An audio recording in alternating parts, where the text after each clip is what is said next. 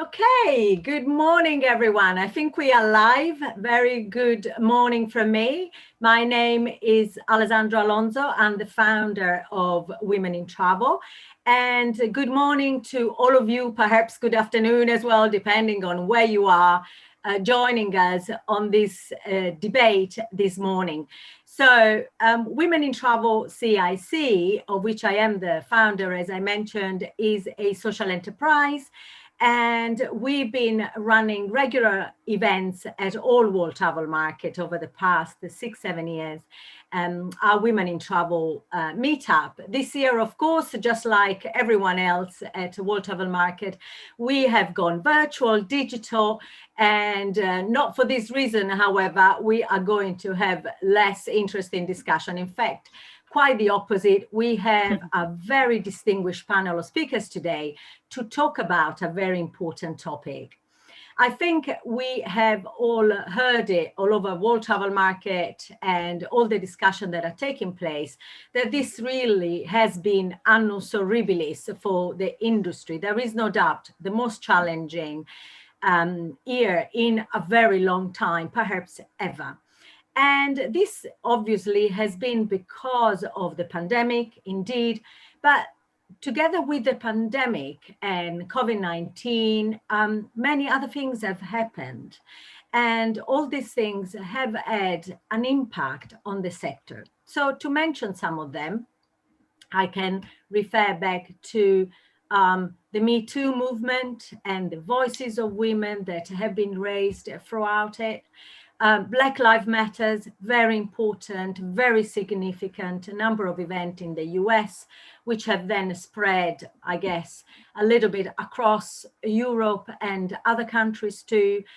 And the voices of local communities and local hosts who historically have been very, very important to the travel and tourism industry. As I mentioned, they are our hosts and sort of the people who have welcomed our customers, the tourists, throughout.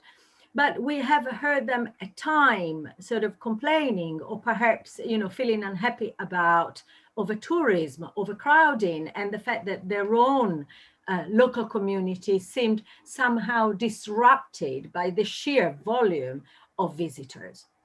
Now, all these events, all these very important, sometimes dramatic, certainly significant events, have had a very important bearing on the travel and tourism industry and on the way people travel or not, as it is the case, and on the risk attached to travel.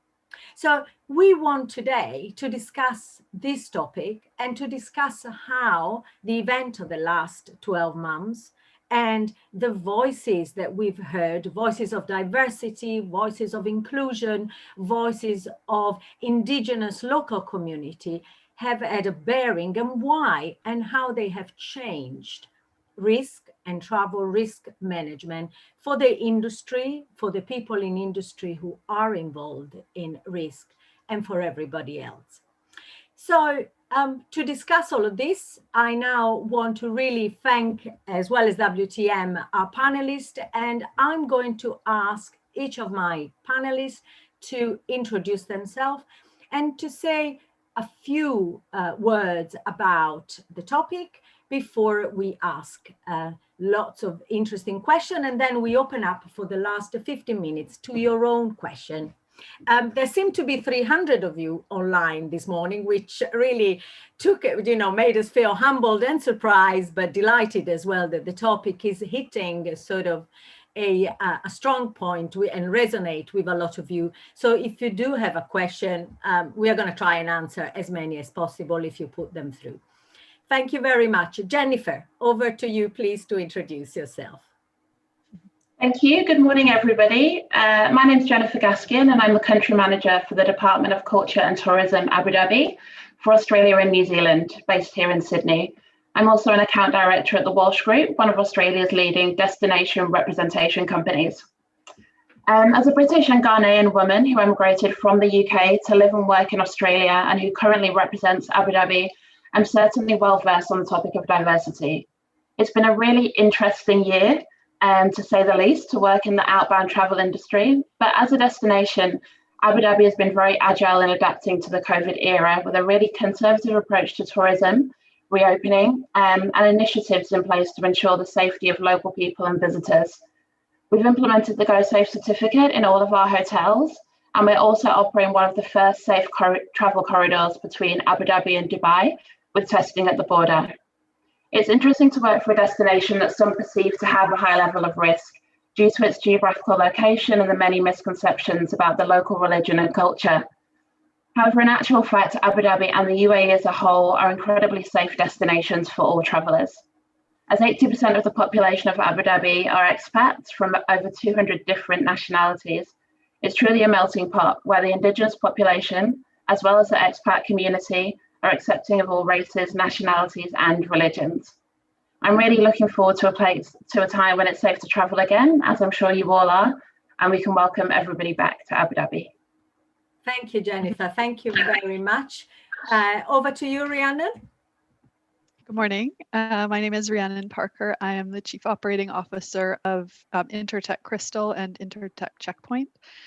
So we specialize in risk management solutions, both from an advisory perspective, an independent verification perspective, and we also have software solutions that support the management of risk across the spectrum of travel, tourism, and hospitality. So I have to say that this topic is pretty near and dear to my heart, and I'm so excited to be having these conversations, and I'll touch on this in a minute, but I think some of the dialogue that we've been having with the travel brands that we work with are cause for optimism and has kind of restored my faith in humanity during this process. So I'm excited to talk about those things, but I think it's really relevant. I think that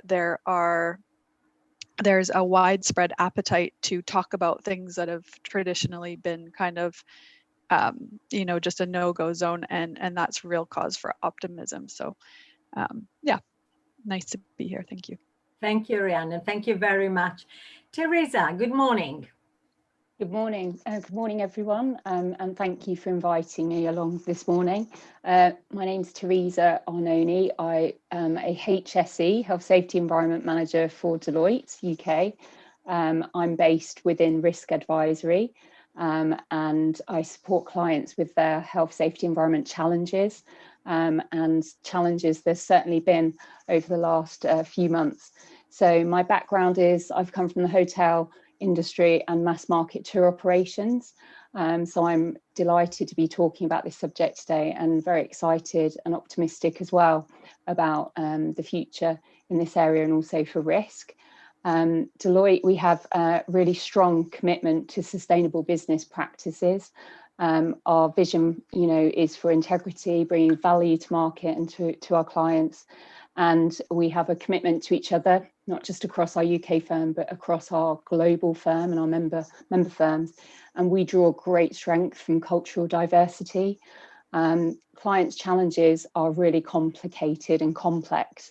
And to have this multidimensional thinking, to have different backgrounds and cultures and different styles is going to help all of us grow into better leaders. And so I'm really, really delighted to be talking about this today. Thank you, Teresa. Thank you very much. And we'll hear from you more a little later. And last but certainly not least, Lloyd. Good morning. Thank you very much, and welcome everybody. My name's Lloyd Figgins. I'm the CEO and chairman of the TRIP Group. TRIP stands for Travel Risk and Incident Prevention. And we're a group dedicated to educating people in how to travel safer. So we're very fortunate that we have over 500 member organizations, which come from a wide variety of sectors, including corporations, NGOs, higher education, government departments, and of course, travel and tourism. And the whole idea behind the TRIP Group is to enable people who are not perhaps risk management professionals, but to find that safe space where they can get information from genuine experts in particular areas of travel risk management. And my background is very much from there. I'm a former police officer. I served in the British military, and I've worked as a security advisor all around the world. I've worked in over 80 countries, including some of the places you definitely wouldn't want to go on holiday to.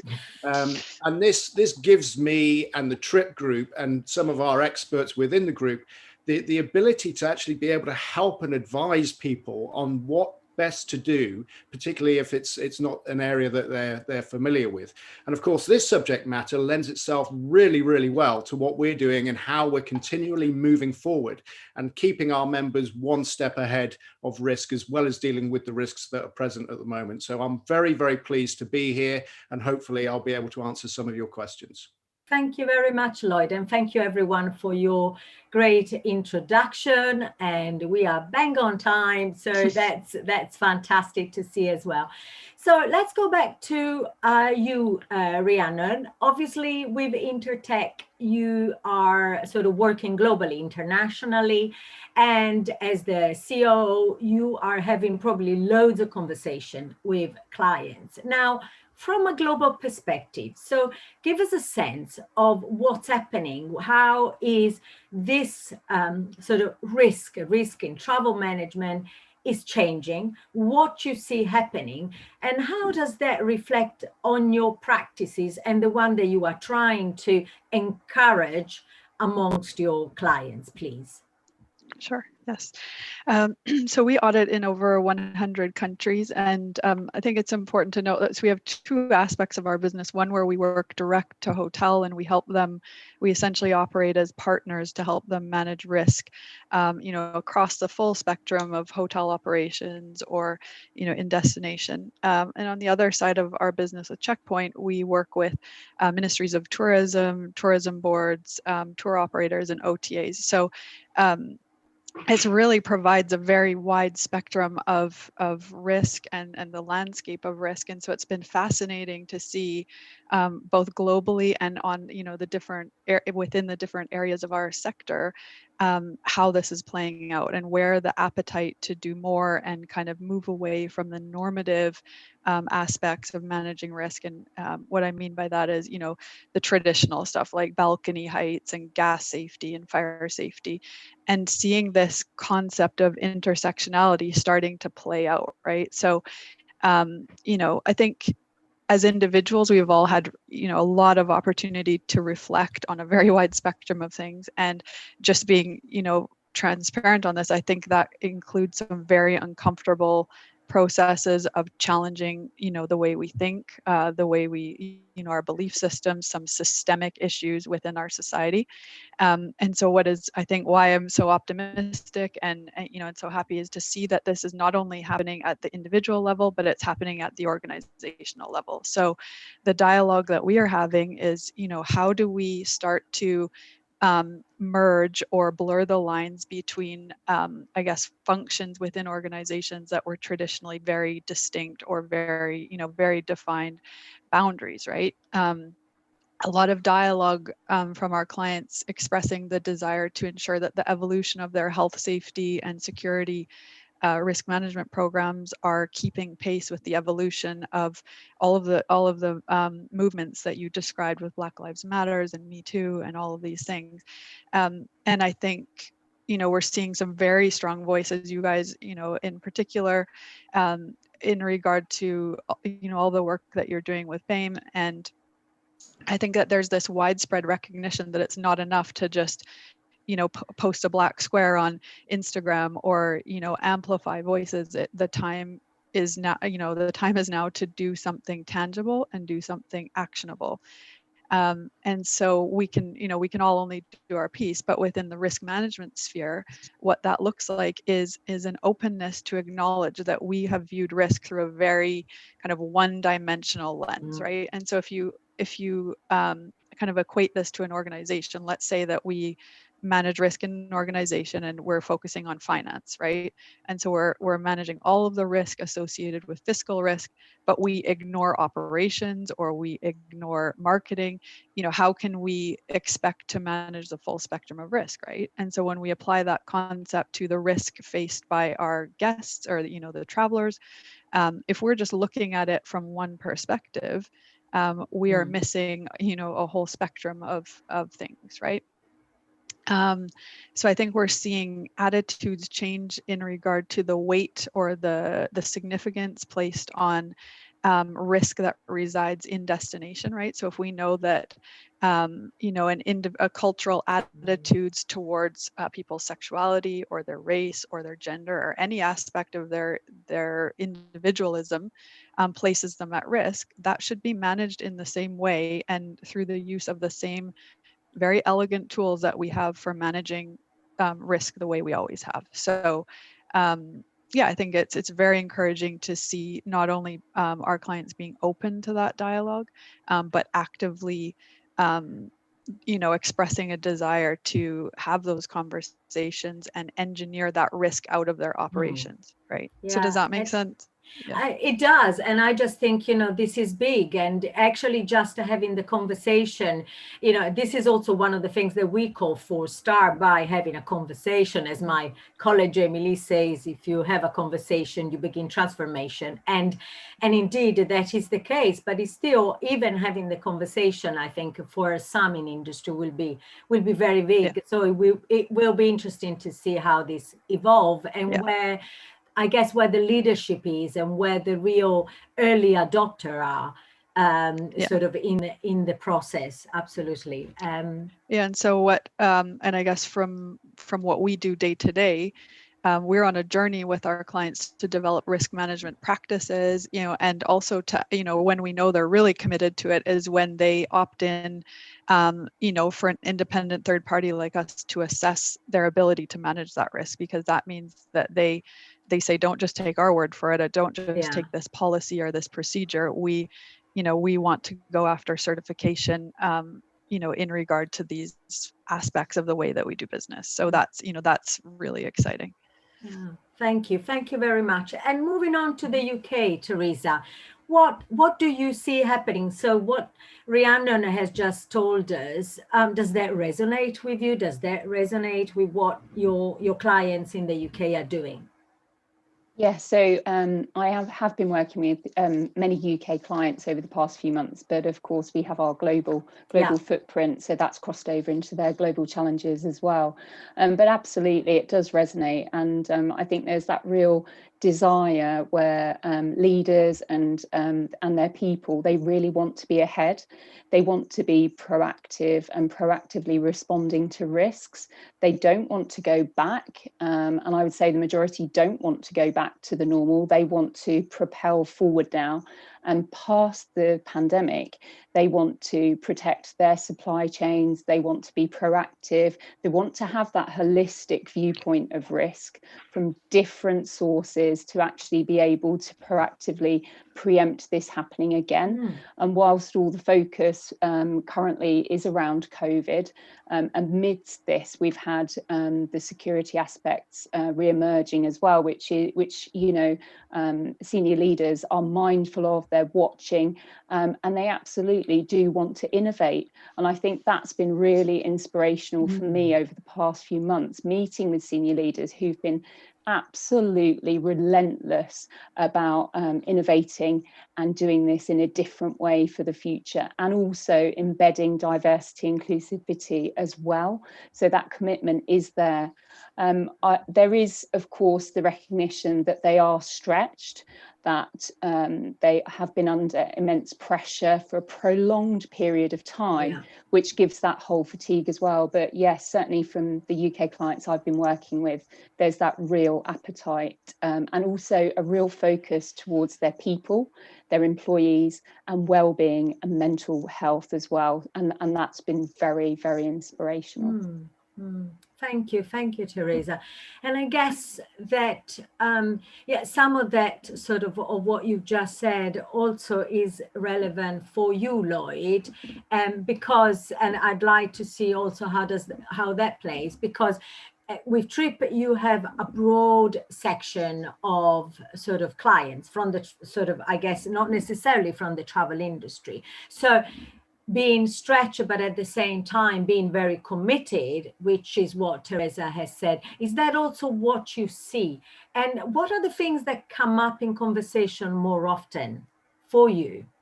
Yeah, it's very much what we see. And I mean, we're very, very blessed in the respect that we do have members from different sectors outside of travel and tourism. And if we use one of those, if we have a look at the NGO sector, for an example, the NGO sector hasn't stopped traveling throughout COVID because their work means that they actually can't stop traveling, particularly when you look at humanitarian aid, conservation organizations, and so on. And they're actually a really, really good example of how you can do things, even with those perceived risks in place. And so when we're looking at operating perhaps in more hostile areas and so on, you've really got to think not just about the current risks, but the future risks as well. And we conducted a survey back in March, actually, just before the UK went into lockdown, across our members. So you've got 500 member organizations. And we asked them how many actually had a pandemic plan in place within their organization. And it was less than 5%. So what we did is we actually produced a generic pandemic plan, the sorts of things that they need to be thinking of in order that they could go into the next phase, which then turned out to be really quite critical, with a plan in place. But we can only do that with the advice and with the experience of the collective of the membership. And I think that is something that we really need to start seeing. We need to start seeing a collaborative approach to managing risk and to managing threat. And my background as a security advisor is you've got to look at risk. It's not just one thing. So to Teresa's point, it's not just about dealing with COVID. The old risks have not gone anywhere. They are definitely still there. And we've seen that in the terror attacks in Europe just recently. So we need to look at it. The best way I describe it is like layers of an onion, that you've got to continue looking beyond the next layer. What are the risks there? How are you going to mitigate those risks? And another thing that we see with the members of the TRIP group is that, and more we're seeing this, by the way, is that organizations, companies need to manage their own risk. There are certain aspects that, yes, you definitely need to outsource. You need to have the expertise that you might not have in-house, but you need to own your risk. Because if you don't own your risk and if you subcontract it out, you actually lose control over that. And so more and more now we're seeing that companies are employing people specifically to deal with travel risk management as a role, rather than spending the money in outsourcing that. And I think that is also very, very important. But the key thing here is about those old risks not going anywhere. We actually did some work. We sent a team out to Greece in September to work with a holiday company, looking at what they had in place. And this was more forward planning for 2021. And they were able to keep their operations going. And we spent a week going through their risk assessments and looking through everything we possibly could. And the interesting thing was there's one flight in and out of this place in Greece a week. And we got on the bus with all the tourists at the end of it to go back to the airport. And everybody had to wear a mask. And the rep came around and made sure that everybody was wearing a mask and said that it was law in Greece to wear a mask. And really, really adamant that, no one was excused from this. But he didn't check a single seatbelt.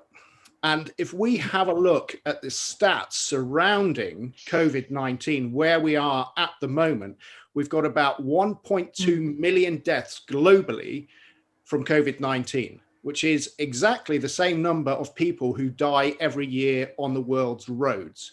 And then when we have a look at the infection rates, they're about 50 million globally at the moment, which is exactly the same figure that the World Health Organization has put out about the number of people who are injured or disabled on the world's roads every year. So we've got to also look at risk in context. And that's probably another webinar, if I'm honest with you. Yeah, it is. But we do have to be able to do all of these things. But, my advice to everyone is do it collaboratively. Not everybody knows everything, but as a collective and forums like this, you can actually come up with some fantastic solutions by hearing what other people are doing. Okay, thank you very much, Lloyd. Thank you. That's, and again, I've got some ideas. If I get to ask more questions, again, this discussion has just brought some other thoughts in my mind.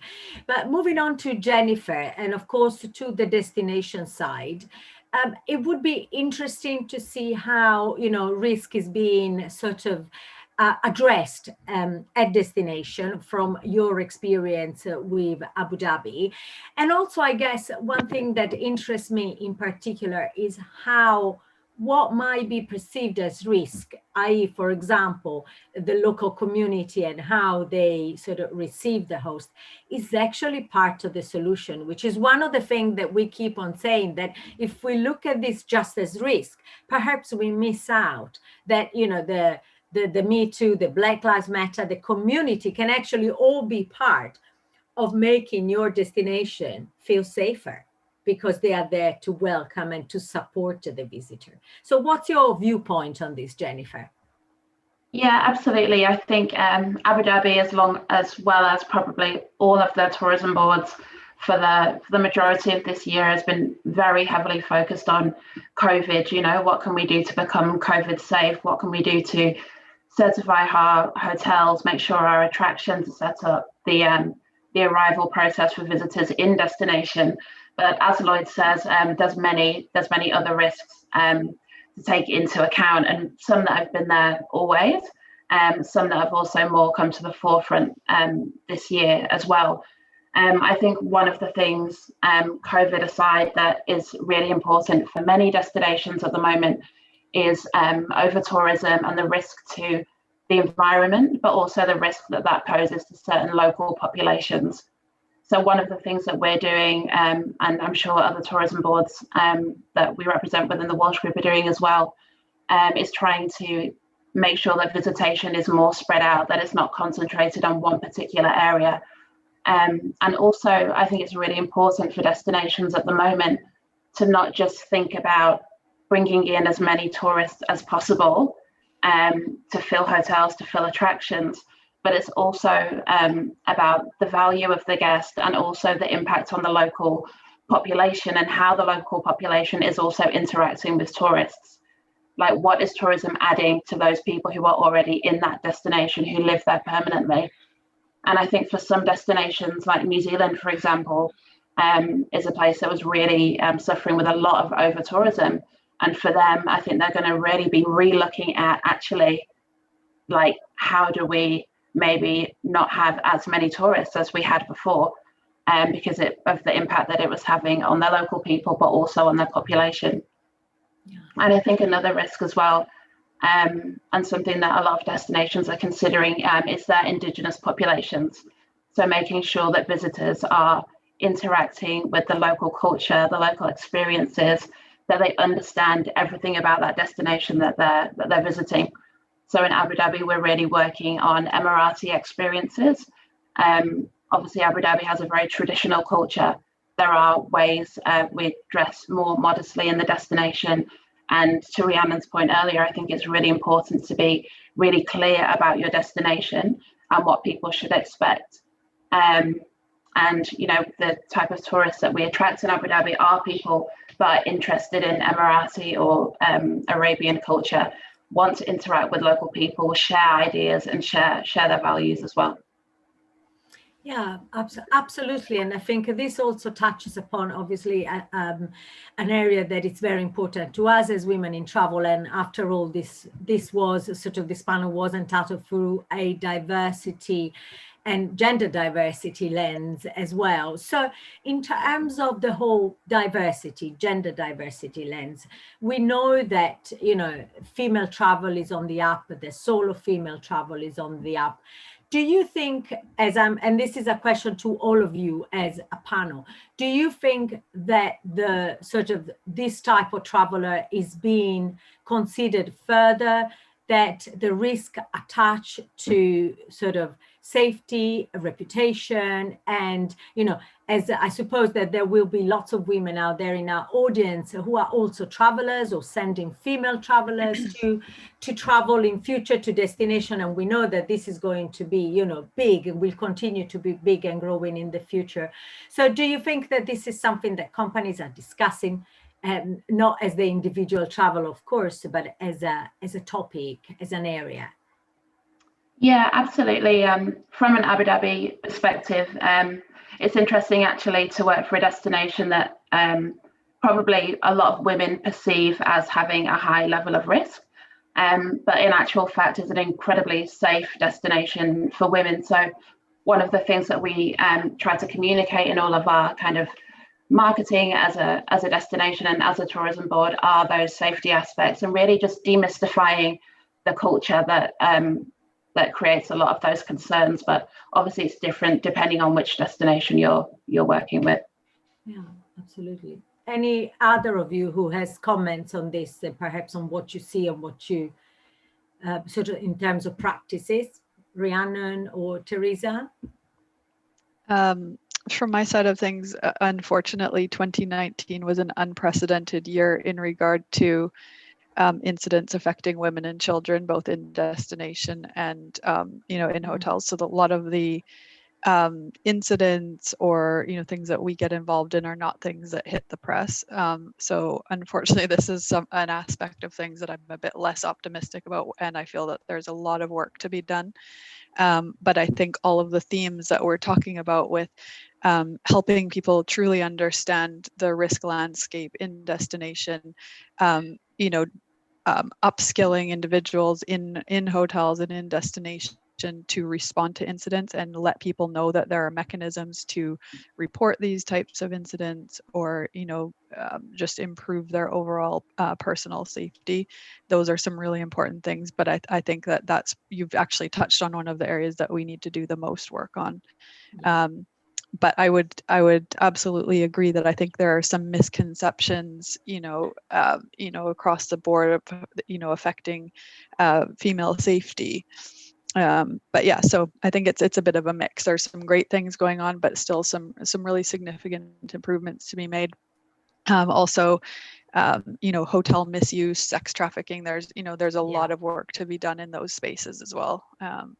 Absolutely. In fact, thank you, Rhiannon, for this, for a point sort of on this topic. Yesterday, I was attending an event, and one of the awardees was an organization that runs a choir of women who've been, victim of human trafficking to the UK. So from a viewpoint, I guess, of risk, I mean, this is also very, very real, very visible, even in the UK. So I was wondering whether, Teresa, with your UK hat on, you have seen any kind of work or progress in this area. Yeah, and again, if I reflect on UK clients who again operate globally as well, but from a UK perspective, I would say that yes, there is work to be done, as Rhiannon says there, and yourself as well. But also I would feel sort of reassured by the fact that much of this is still embedded and it is on senior leaders, radar. They are doing this. I mean, for some clients currently, they are, of course, hemorrhaging in terms of finances and money. But this is there. It's on their radar as well, and very much around tourism as an educator. Yeah. And for women, and also for that development that is there, and there has been some good examples of work and investments in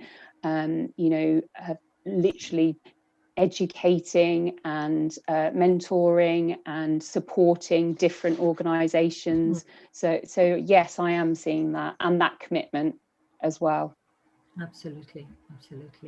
Lloyd, I don't know if you have any specific point on this in terms of your clients and your sort of your members, rather. Yeah, I do actually, and I think that both Teresa and Rhiannon have made some really, really good points there. The one thing I would say that in the last 20 years, I've seen an enormous change in considerations for female travellers, and particularly in the last 5 years. Rhiannon's point is absolutely key here about making sure that people are enabled to have the right tools in order to travel. And this comes down to risk appetite, and it's not just organizational risk appetite. This has to go down to individual risk appetite as well, because there's no uniform risk appetite. Everybody has an individual risk appetite as well. And so therefore it's really important that we ensure that there is informed consent when we are sending people overseas, regardless of gender, regardless of sexual persuasion and so on. We ran a workshop last year for LGBT travellers And some of the insights there were absolutely fascinating.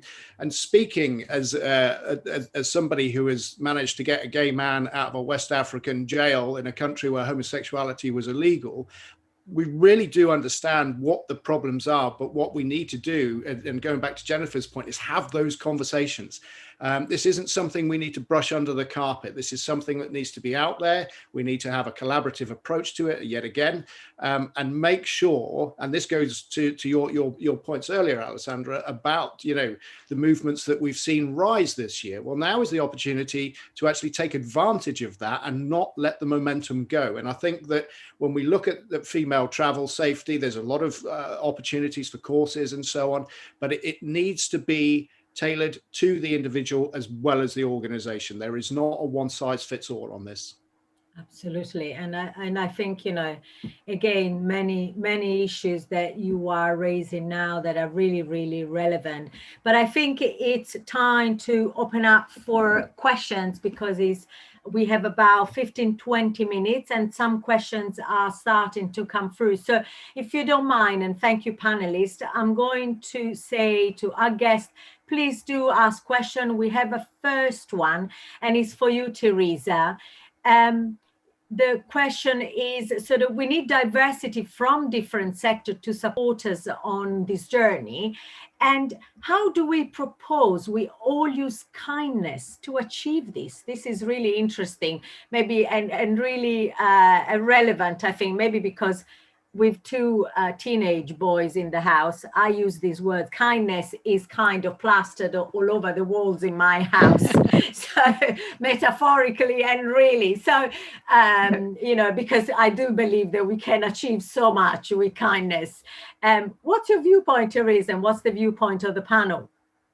A fantastic question, first of all, and a great reminder, and certainly through the times we've just gone through, offering kindness, and certainly with those colleagues and perhaps colleagues that have been displaced in industry and no longer have their jobs, and also connecting across the world and messaging people that, you know, they're in a destination that's impacted, their borders have closed, they have no tourism. So I think kindness is a really a great one there. And yes, there are ways we can be kind. We can, you know, sort of contact people or organizations, friends, and also find out how they're doing and give them that sort of encouragement to offer a virtual coffee. It sounds a really simple thing to do, but during COVID, that's been something that, you know, I think we could all do perhaps more. Look past our work diary and, you know, arrange that coffee, find out how someone's doing. And also, you know, it's looking at others, not possibly for what they can always do for you, but also, you know, to be kind. And from that comes great things, I think. So there's great ways: mentoring, volunteering. If you work in a large corporate organization, to look out for the smaller businesses, the smaller organizations that are perhaps there looking at you, being inspired and helping their people as well. So I think we have, you know, great positioning to be kind, all of us on this panel, and many listening today, I'm sure, as well.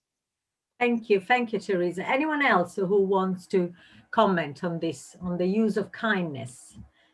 Yeah, I have some thoughts on that.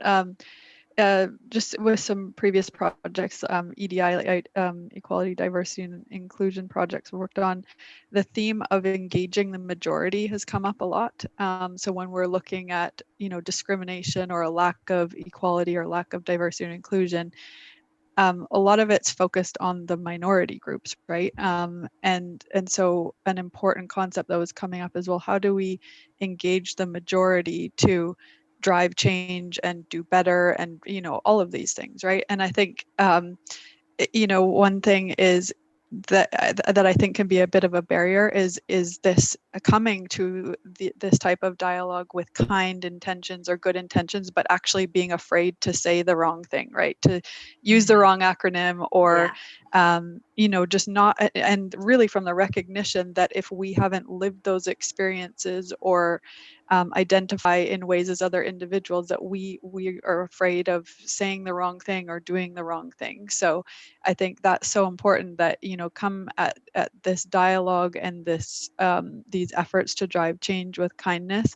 and don't be afraid. I think, you know, those types of things mean a lot to people, and just the simple act of showing that you have an understanding of, you know, various different situations is so important. Absolutely. And I think on this point, Rhiannon, also coming with kindness from the other side, to accept that people make mistakes and to accept that people are afraid, but at least they are starting the conversation.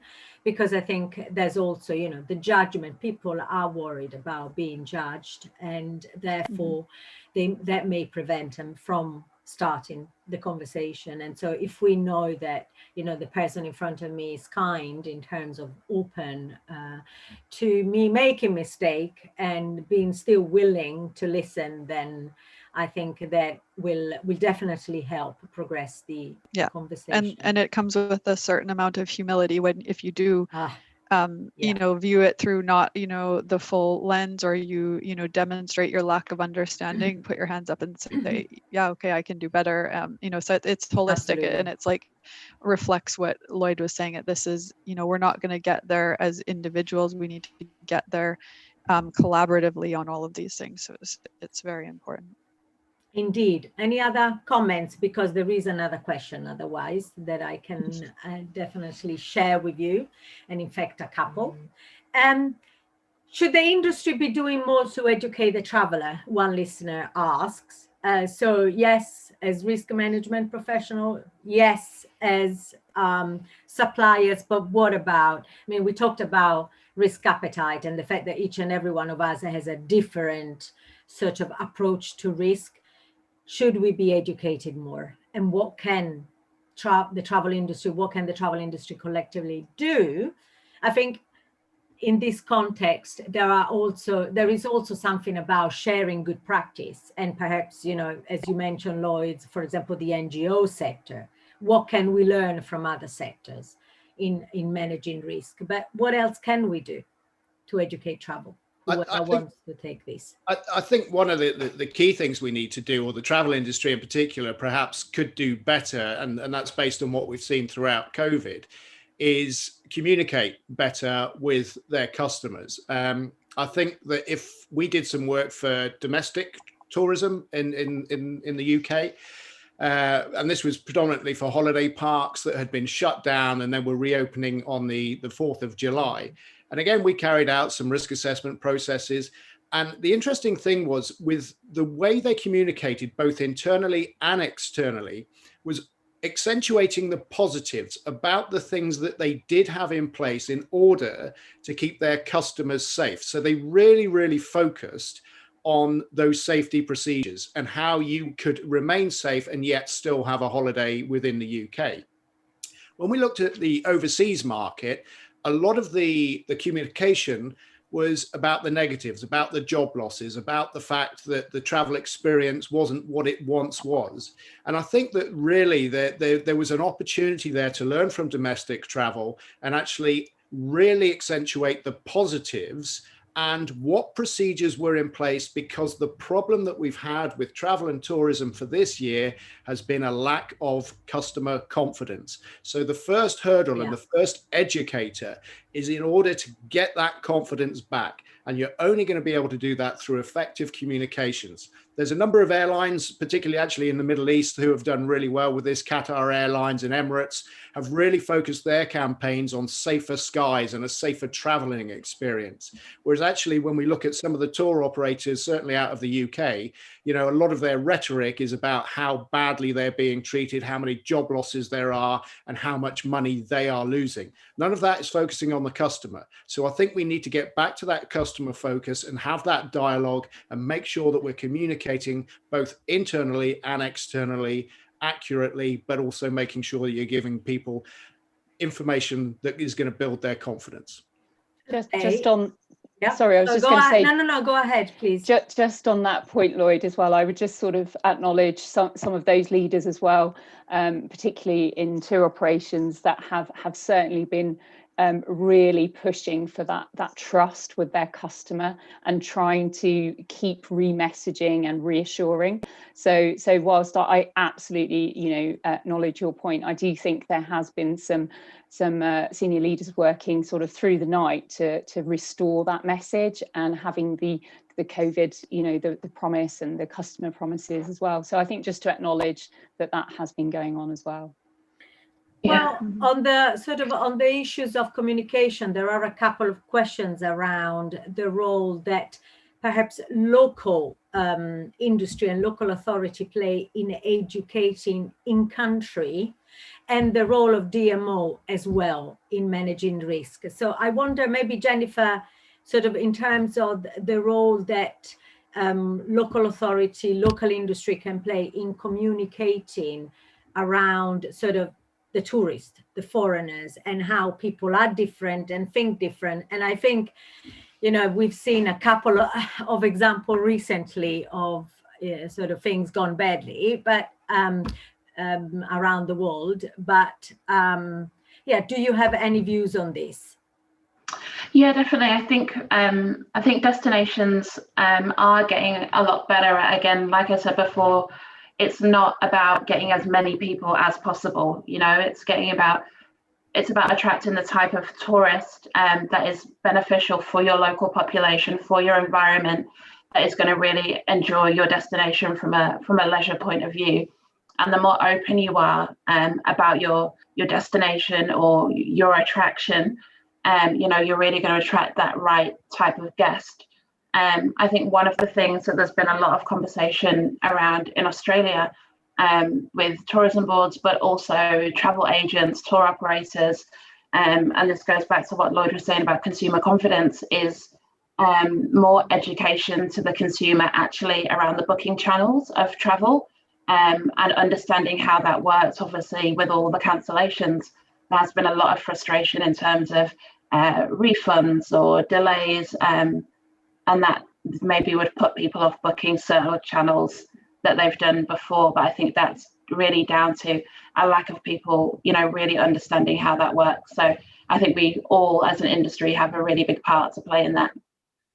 Yeah. Can I just add one thing to that too? Absolutely. I think it's also so important to take ownership of understanding the risk at those local levels, right? So in Canada, for example, we have lots of Indigenous communities with elders, right? So very valued members of these communities, and the Indigenous communities, and they have actually a much heightened exposure to risk, right, because of how COVID is playing out. And so there's this competing demand of restoring revenue associated with tourism without exposing, this is just an example of Indigenous communities to risk. And so then the DMOs, they need to understand this risk in destination and market accordingly, right? Yeah. And find that balance. Yeah. So I think that's so important.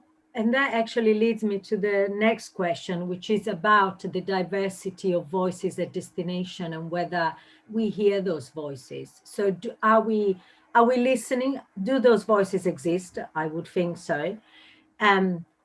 Is the travel industry listening to them, and how are we taking their concerns on board? Whether it's the elders, whether it is, diversity of background and races and cultures and so on. So that's, the example that you just made, Rhiannon, is that something that you see becoming more normal? On the one hand, absolutely. Talking. Yeah, I think so you've got the Indigenous Tourism Association of Canada, you've got the local provincial groups that have very strong voices, and I think they're, you're hearing more from them than you ever have before. And I think that an understanding both on the end consumer's perspective and, with travel brands. And I think, we're seeing some great work done with groups like Intrepid, and really leading the way in regard to this dialogue and being sensitive to how tourism impacts communities and what these various stakeholders are saying. So I would say, seeing some great examples of that, but I think there's, again, so much more room for the full understanding of the picture, right? And that's just one facet of diversity, if you will. Absolutely, yes. And also, I would just say on that point as well, I do think there are some great examples out there of work that the travel industry has been doing, and not recently. It's been going on for quite a while as well. So in terms of sustainable tourism, it's not a new thing to the travel industry. It's 20 years ago they were making great sort of steps forward, and yes, we do need to accelerate it right now. But organisations like the Travel Foundation, TUI Care Foundation, EasyJet, they have all been making great strides towards this and engaging with those, and a lot of their programs are useful to reflect on and look at. And actually you can see, certainly through last week's London Travel Week and this week at World Travel Markets, some great case studies. And I think that's actually really inspiring for smaller operators and local host destinations that actually need that inspiration of looking at the bigger operators and what could be done for them as well. And also, again, I sort of went back to this earlier, to draw back smaller travel organisations to follow some of those larger ones as well. Yeah. Yeah, just one word of caution on that. I used to work for a large environmental charity as the global head of safety and security. And one of the things that they pointed out, and this was going back probably 5 or 6 years, was the problem of greenwash, where you get these larger organizations putting in sustainable practices which aren't actually that sustainable. So the note of caution on this would be very much to do your due diligence on what that sustainability actually looks like and how it actually impacts the people on the ground. Because it's not a one size fits all. No, Yeah, absolutely. I would agree with that as well. Yeah. Sorry, Definitely. Rhiannon, did you want to? No, I would just agree with that. I was thinking actually of some data that the Travel Foundation published. So they had a report called "The Invisible Burden of Tourism," and there's some really fascinating data in there and just challenging some conceptions that we have, right? So if you look at hikers as a population, you would think, oh, super sustainable, they're hiking, great, but actually the toll on the communities, because they're not actually contributing a huge amount to these local economies, often they end up having to be rescued or things like this. So sometimes things aren't what they seem, or they can actually with trying to engineer one type of risk out, you can actually introduce another type. So I think this gets back to that question of the to the DMOs and what they can do. It's just really taking a look at that data and understanding, okay, what is the ideal here? What is the ideal balance? What is the ideal consumer, if you will? Absolutely. And I think just on that, sorry, just one note, again, and Lloyd and Rhiannon, absolutely. And I think that's the absolute sort of optimistic part of the travel industry. They are such an enabler for this, to take this agenda forward, and definitely acknowledge around greenwash. But I think, there's that genuine commitment, whether it's environmental, economic, social impacts. There is that commitment at very senior level by the travel industry. And I think, they've been having a really hard time, but I think that's never going away. It's genuine. Well, I hope so. I mean, from our viewpoint, we've launched our BAME Women in Travel initiative and our BAME Women in Travel corporate membership. And while we are seeing some progress sort of in terms of industry approaching us and asking us to get involved, it isn't quite where we would love to see, but I guess it takes time. And right now, I acknowledge that the industry is quite overwhelmed. So as we only have about 5 minutes left, and I wanted to ask you for a final, let me see if there are any final questions, but I do want to ask for a final word of wisdom from you. So much expertise is being shared and some real nuggets. But I guess that if I am listening to this and I am a small travel operator, medium-sized travel operator, I'm not part of one of the giant. Wow, I can be feeling quite overwhelmed with everything that I've had to face this year. So could you give me a sort of a golden nugget of wisdom as far as where do I start and how do I best focus the very limited amount of energy and effort that's left in me at the end of this exhausting, really exhausting. And we haven't even touched on mental health, by the way, when we talked about risk, but that's for another webinar. So what can I do? Where do I go? Can we please take it in turn, each of you? 1 minute each. Who's starting? You can start, Rihanna. Go ahead. I can't tell what order we're in anymore. I would just, I think this builds on Lloyd's comment that I think, certification and things like this are great, but sustainability, efforts towards sustainability, efforts towards EDI, all the things that we're talking about, we all need to just focus on what we can do, each of us. And it's like voting, right? It's very, very meaningful, even the incremental change that we drive. So look for, tangible, small things, start with that you could do and that that are meaningful within the context of your business, and start from there. And I think, we see some pretty incredible things come as a result of that. So that would be. So go for the quick wins. Yeah, and but meaningful things, right? Meaningful, things that you're passionate about, not just things that you're passionate about and you want to see drive change in your own sphere of influence, and just see where that goes, right? Thank you. Jennifer, a word from you? Yeah, I would just echoing what Rhiannon said. Actually, I think sometimes for small operators or smaller tourism boards, it can be quite disheartening when you look at those, huge organizations, that some of them are doing amazing things, like take Tourism New Zealand as an example, like an incredible example of a tourism board, but also with, incredible amount of funding and resources. And I think sometimes as a smaller operator, it can be, quite disheartening to look at that example and think, oh, how could I possibly, replicate these things? But there are smaller things that everybody can do. And even though it might not seem like, it's on a great, huge scale, every small difference that a person or an organization makes really does make a difference. And I think at the moment, even though things seem really bleak right now for a lot of us in the travel industry, on the positive, it was also a time to pause and reflect on what we have been doing and what we can do better in the future. Thank you. Thank you very much. 3 minutes left. So a very quick word from Teresa and Lloyd, please, before we say goodbye.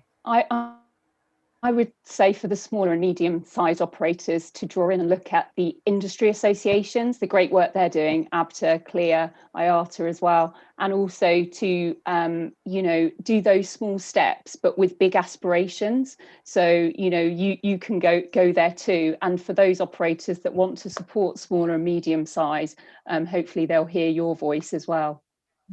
Thank you very much, Teresa and Lloyd. Well, for me, I would say where there's threat, there's opportunity. So of course you would say that you are that you recognize those threats, you mitigate those, but also identify where those opportunities are as well. That's really important because that will give you a greater clarity on where you're going to concentrate your efforts. And going back to the previous question on kindness, don't forget to be kind to yourself and your own business. Indeed. Thank you very much. I have no doubt that you all agree has been a fascinating discussion and actually very insightful and very human too. So I hope if you've been listening, you've all taken something away, and please sort of get in touch if you want to ask more questions. And thank you very much indeed to all my panelists and to World Travel Market, and enjoy the rest of your day. Thank you. Goodbye. Thanks.